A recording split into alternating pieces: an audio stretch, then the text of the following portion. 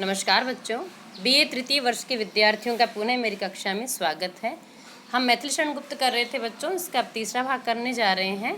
तीसरी कविता है आपके जो संकलन में, जीवन का अस्तित्व। अस्तित्व अर्थात उसका अपना एक वजूद, उसकी एक उपस्थिति, कि जीवन क्या है, वो क्या मायना रखता है। जीवन का अस्तित्व, जैसे मनुष्य का अस्तित्व, उसका होना, जीवन का होना। जीव हुई है तुझको भ्रांति।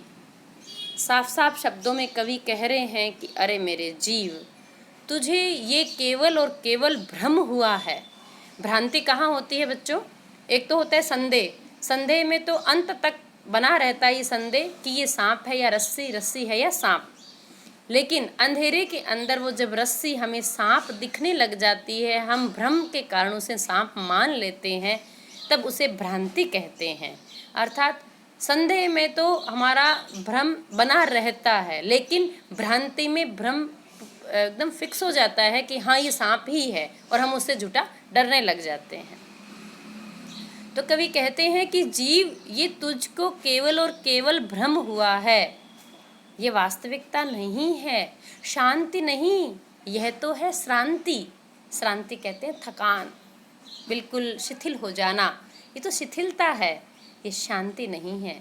शांति जो भीतर बिल्कुल असीम ठंडक जो महसूस होती है भीतर से, जो आनंद का जो भाव आता है, और उसमें व्यक्ति बिल्कुल शांत चुपचाप अविचलित होकर बैठ जाता है, इसमें कोई विचलन नहीं रहता, वो बच्चों शांति होती है।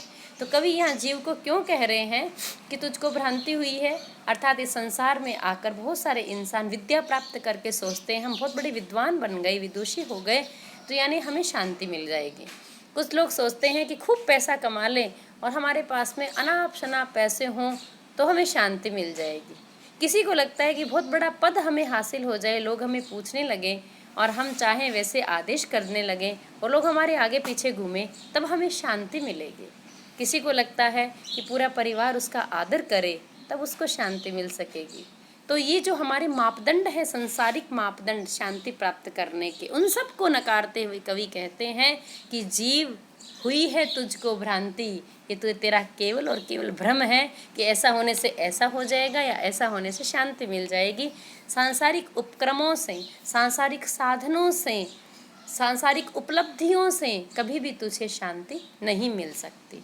शांति नहीं, यह तो है श्रांति।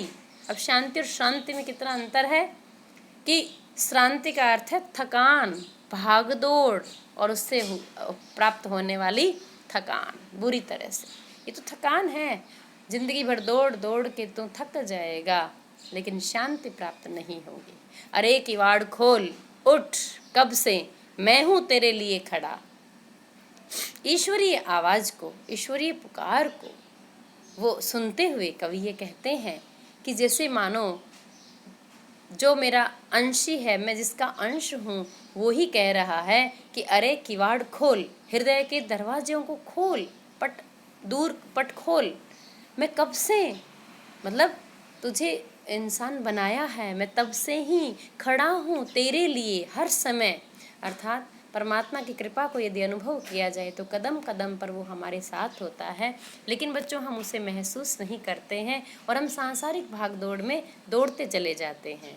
तो कवि ये कह रहे हैं कि ईश्वर कहते हैं अरे मनुष्य तू किवाड़ तो खोल, दरवाजा तो खोल। दरवाजा खोलने का तात्पर्य तेरे जो आडंबरों की तूने आड़ लगा रखी है, माया की जो तूने आड़ लगा रखी है, इस आड़ को दूर कर। मैं तेरे लिए कब से खड़ा हूँ। सोच रहा है क्या मन ही मन, मृतक तुल्य तू पड़ा पड़ा। तुल्य माने समान, यहाँ भी उपमा अलंकार है।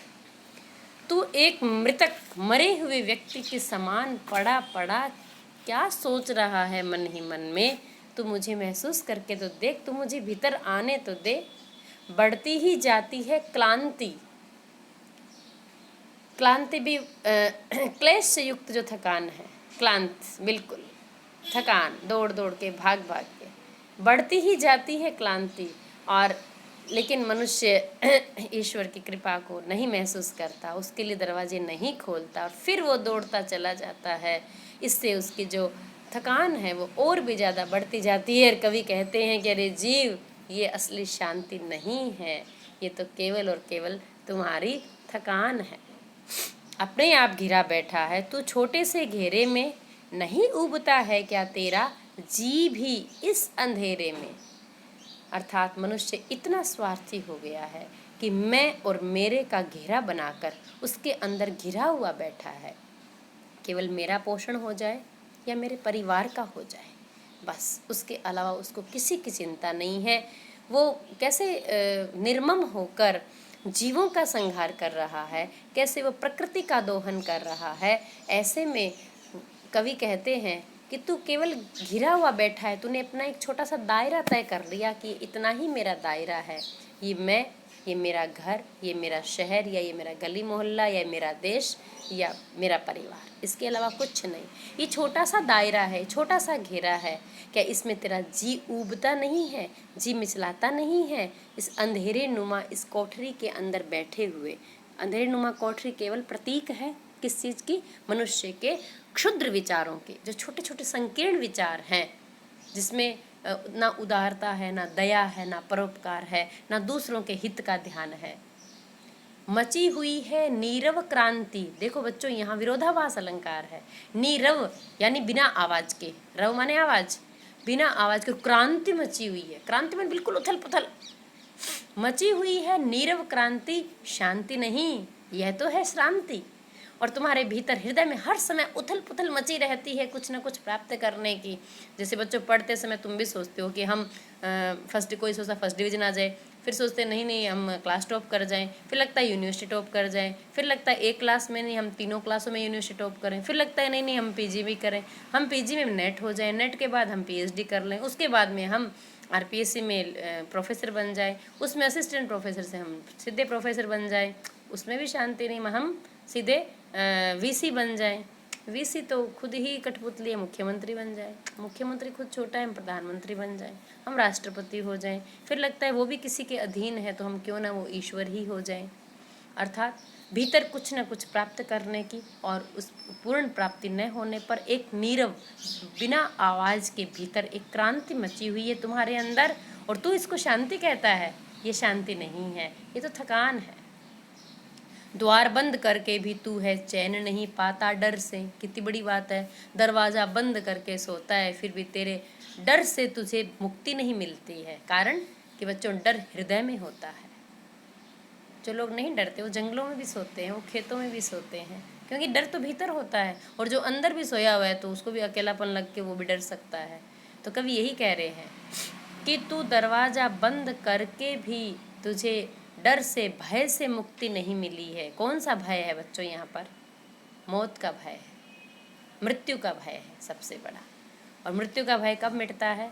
जब व्यक्ति स्वयं को जान लेता है कि मैं उस अविनाशी का अंश हूँ, मैं कभी नहीं मरूंगा, मैं अजर हूँ, मेरी आत्मा अमर है, तो उसका मृत्यु का भय सदा के लिए समाप्त हो जाता है।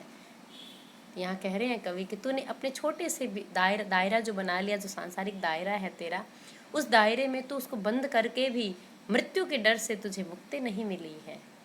तेरे भीतर चोर घुसा है, उसको तो निकाल घर से, क्योंकि तेरे अंदर ही चोर घुसा हुआ है।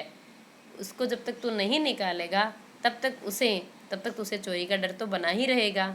अर्थात डर जो है, मृत्यु का जो भय है, वो डर तुम्हारे भीतर ही घुसा हुआ है। चुरा रहा है वह कृति कांति। कृति परमात्मा की सर्वश्रेष्ठ कृति है इंसान, और कांति उसकी चमक। अर्थात आप देखो बच्चों कि जो बड़े साधु संत होते हैं, असली संत, मैं कलयुगी संतों की बात नहीं कर रही, असली जो संत होते हैं वो सब कुछ त्याग कर भी उनके चेहरे पर असीम आनंद छाया रहता है, असीम शांति होती है उनके चेहरे पर, हंसना मुस्कुराहट होती है। कुछ भी प्राप्त करने की किसी प्रकार की उनके मन में कोई लालसा, इच्छा, कामना नहीं होती, और हर समय वो उस आनंद में लीन रहते हैं। कवि यही कह रहा है कि ये जो तुम्हारे भीतर जो मृत्यु का भय है और सांसारिक इच्छाओं को पूर्ण करने का भी डर है कि क्या पता ये पूरी होएगी कि नहीं होएगी, कैसे होएगी, ये डर भी लगा रहता है।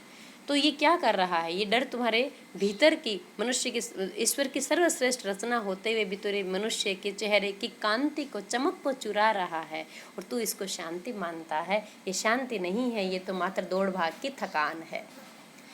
जिस जीवन के रक्षणार्थ है तूने ये सब ढोंग रचा, अर्थात इस जीवन के, कि जीवन को मैं रक्षित कर लूँ, सुरक्षित कर लूँ, कहीं भी इसको कोई नुकसान ना हो, शरीर को सुरक्षित करने के लिए कपड़े पहने, फिर तुमने मकान बनाया, चार दीवारी के भीतर इसको सुरक्षित किया, फिर तूने दरवाजे लगाकर, फिर उसको बंद करके, फिर उनके ताले लगा के तूने अपने आप को सुरक्षित करने की कोशिश की। लेकिन तू जिसको सुरक्षित करना चाहता है वो कभी सुरक्षित रह नहीं सकता, कारण तू शरीर की रक्षा कर रहा है, तो शरीर को सुरक्षित कर रहा है। और शरीर का क्या होगा? शरीर तो अंत होगा इसका तो, और जिसका अंत नहीं होगा उसको तू जान नहीं पा रहा है। उस आत्मा को तू समझता है मैं मर जाऊंगा, जबकि इंसान मरता नहीं है, केवल शरीर मरता है। तो कवि ये कहते हैं, जिस जीवन के, शरीर रूपी जीवन की रक्षा के लिए तूने ये सब जो ढंग रच रखा है, तूने जो माया रच रखी है, तूने जो प्रयास किए हैं, होकर यूं अवसन्न और जड़, वह पहले ही कहाँ बचा। वो सब चीज़ें तो अवसान होने वाली चीज़ें हैं, नष्ट होने वाली चीज़ें हैं, वो सब तो नश्वर है और जड़ है। चेतन कहाँ है? आत्मा चेतन है और शरीर जड़ है, संसार जड़ है, पदार्थ सारे जड़ हैं। और यहाँ पर तूने जो मकान बनाया वो जड़ है, तूने जो संपत्ति एकत्रित की वो सारी जड़ है, तेरे जो जितने भी सदस्य हैं परिवार के वो सब जड़ हैं, उनका शरीर जड़ है, नष्ट होने वाला है, अवसान होने वाला है उनका, वो सब नष्ट होने वाले हैं। जो चीज़ अजर है, अमर है, उसको तो जान नहीं पाया। तो कवि कहते हैं कि वो पहले से कहाँ बचे? क्या तुम्हारे पूर्वज नहीं चले गए? क्या तुम्हारे देखते देखते अन्य लोग नहीं जा रहे हैं? तो तूने जिस जीवन के रक्षा के लिए जो तूने ये सब कार्य किए हैं, अच्छे से अच्छी दवाइयों की खोज करना, अच्छे से अच्छे पदार्थों का सेवन करना, अच्छे से अच्छी एक्सरसाइज करना, कितना ही कुछ कर लो, शरीर तो जाएगा और जा रहा है, जाना है। तो कवि यही कह रहे हैं, जीवन की रक्षा के लिए तूने जो सब ये ढंग रच रखे हैं वो सब तो पहले से ही नष्ट हो रहे हैं, क्षरित हो रहे हैं, जा रहे हैं, वो जड़ हैं, वे पहले ही कहाँ बचे हुए हैं। जीवन का अस्तित्व अशांति, शांति नहीं, यह तो है श्रांति। और जिस शरीर को, जीवन के अस्तित्व को बचाने के लिए तूने ये जो अशांति मोल ले रखी है, हर समय जो तू अशांत रहता है, ये असली शांति नहीं है, ये केवल तेरी भागदौड़ भरी थकान, निराशा और अवसाद है, इसके अलावा कुछ भी नहीं है।